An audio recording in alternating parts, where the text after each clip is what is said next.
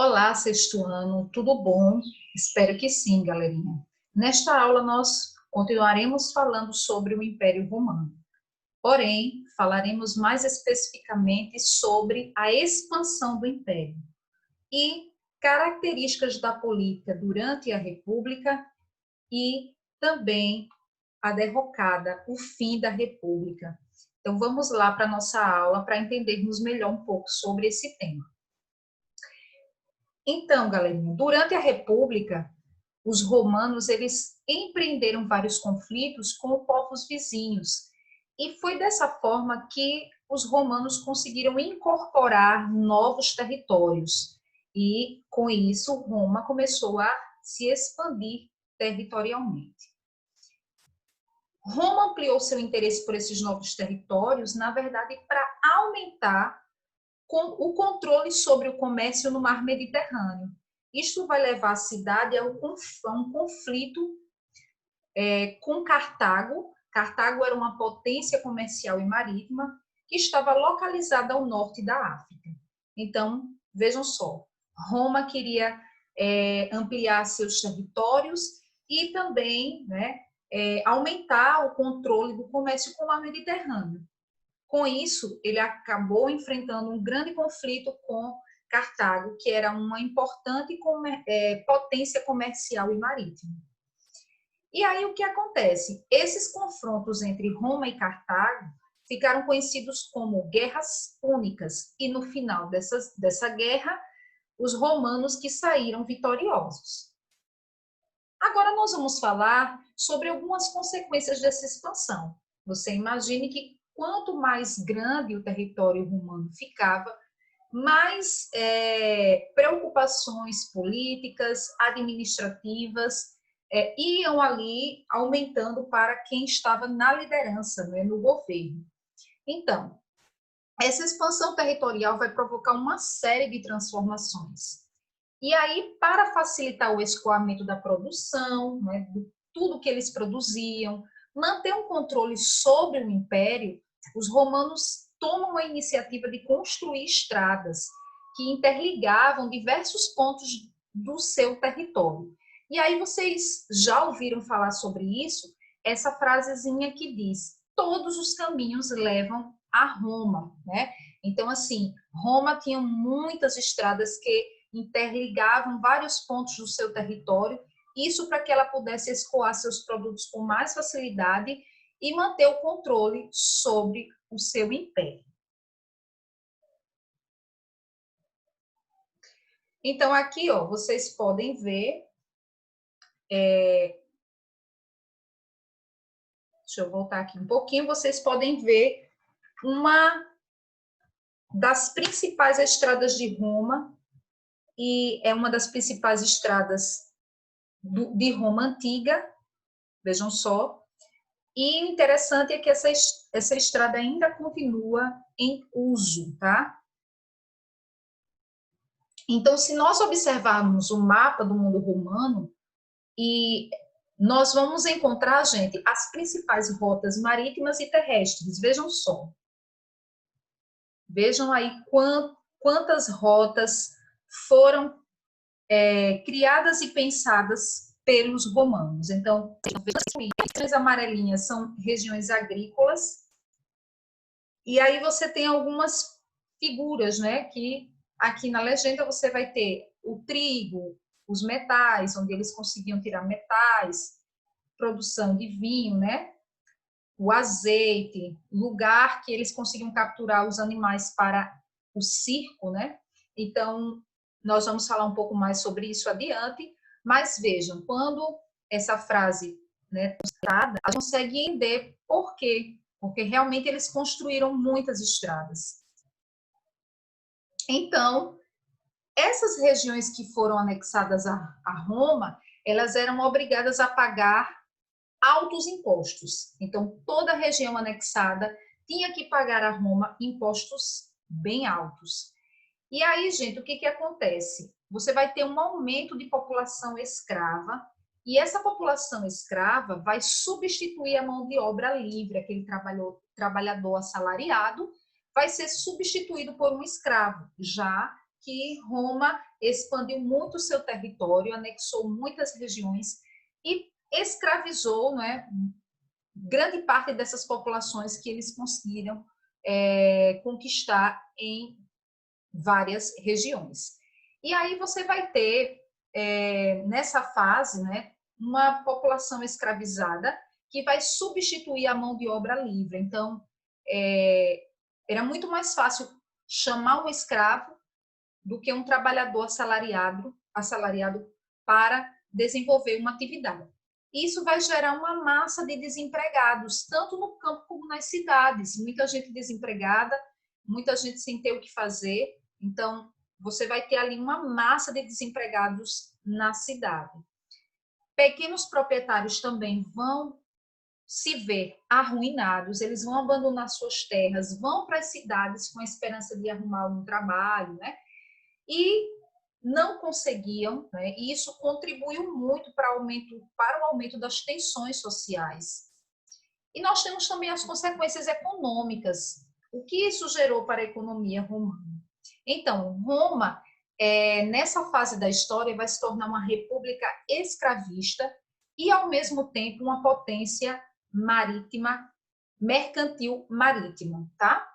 E nessa fase também, os patrícios ficam cada vez mais ricos, porque eles passam a conquistar, né, as melhores terras. Então, aquelas terras que eram anexadas, eles pegavam essas terras para si. Então, podemos dizer que os patrícios ficaram cada vez mais ricos, porque quando havia uma nova conquista, essas terras, né, as melhores terras, iam para a mão dos patrícios, que era a classe mais rica de Roma.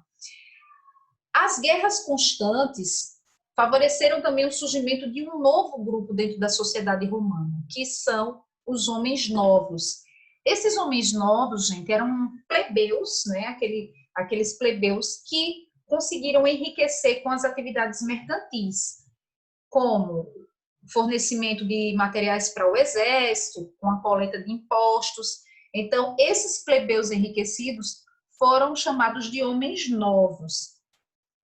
Outra consequência foi que os pequenos proprietários, eles também viram suas terras passarem para a mão dos patrícios, porque como eles não tinham como pagar, né, a dívida, então ele pagava a dívida entregando a sua terrinha para os patrícios. Então, esses pequenos proprietários empobrecidos também engrossava a massa de desempregados nas cidades. Então, gente, as guerras, né, como eu disse a vocês, essas conquistas também começaram a fornecer muita mão de obra escravizada. E aí essa mão de obra escravizada estava substituindo trabalhadores livres. Então, você tem muito mais patrícios interessados em ter uma mão de obra escrava e preferia, né, do que ter um trabalhador livre. Então, preferia realmente contratar um escravo. E aí nós temos as consequências sociais. Entre a aristocracia, o luxo vai se tornar muito comum. Então, como esse luxo vai se tornar muito comum? Em razão das riquezas que eram oriundas dessas conquistas. Então, eu disse a vocês que Roma estava nesse processo de expansão territorial. Então, cada vez que ela expandia seu território, ela saqueava, né, toda a cidade conquistada, tirava o melhor que eles tinham, o ouro, tudo que eles tinham de mais riqueza, as melhores terras, eles tomavam para si. Também começavam a cobrar os impostos altos, abusivos, sobre essas províncias e exploravam muito o trabalho escravo, né? Então, essas pessoas que eram, assim, pessoas que viviam naquelas províncias, quando Roma conquistava essas províncias, Roma transformava aquelas pessoas em escravas, em trabalhadores escravos. E os pobres cada vez vão ficando mais pobres, ficam sem ter terra, sem ter trabalho, e eles viam a cidade como uma alternativa de vida. Mas quando chegavam na cidade, eles somente faziam crescer ainda mais a quantidade de desempregados. E essas populações marginalizadas as populações mais pobres que estavam nas cidades começaram a morar em casebres de madeira. Esses casebres não tinham as mínimas condições de higiene, estavam sujeitas às epidemias de tifo, à disenteria, à tuberculose. Então, a cidade realmente estava vivendo uma fase de caos, né? Durante essa fase dessa maior expansão de Roma. Então, para acalmar esses desempregados que iam muito nas cidades, perambulando, andando para um lado e para o outro, então Roma vai instituir uma política chamada política de pão e circo. E aí, nessa política de pão e circo, eles começaram a reunir essas grandes multidões de desempregados, né? Essas multidões iam para estádios, e lá nos estádios era fornecido a essas multidões pão e vinho, enquanto eles passavam tempo assistindo os espetáculos oferecidos pelo Estado. Então, esses espetáculos eram os combates dos gladiadores, tá? E enquanto eles assistiam às atividades circenses, como eu disse a vocês, né, essas eram chamadas atividades circenses, esses combates dos gladiadores, esse povo desempregado que recebia esse pão e vinho para ficar assistindo os espetáculos, era um povo que se alienava, eles esqueciam-se de seus problemas, e ali era uma forma, né, da liderança romana manipular essa população empobrecida, desempregada.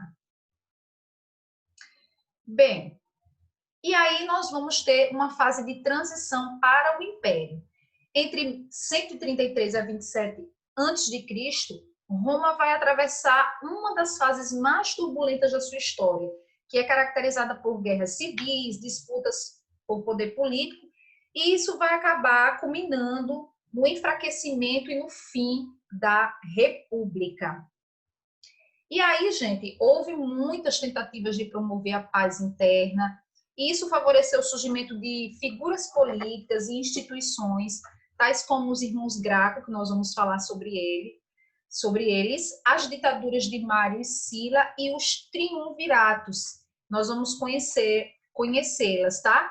Porém, os triunviratos nós deixaremos para uma outra aula. Vamos conhecer o governo dos irmãos Graco e as ditaduras de Mário e Sila. Então, os irmãos Graco, o primeiro que a gente vai falar ele é de 133 a.C., é o Tibério Graco. O Tibério Graco, ele foi eleito tribuno da plebe, e ele vai fazer uma proposta, vai propor uma lei. Essa lei fixava um limite para o tamanho da propriedade da terra. Você imagine que quando o Tibério Graco propôs essa lei, isso não foi bem aceito. Por quê? Cada vez que Roma se expandia, né, cada vez que ele ampliava seus territórios, os patrícios queriam mais e mais terras, as melhores. E Tibério Graco estava propondo uma lei que fixava um limite para o tamanho das propriedades de terra. Imagine que os patrícios não gostaram muito dessa ideia.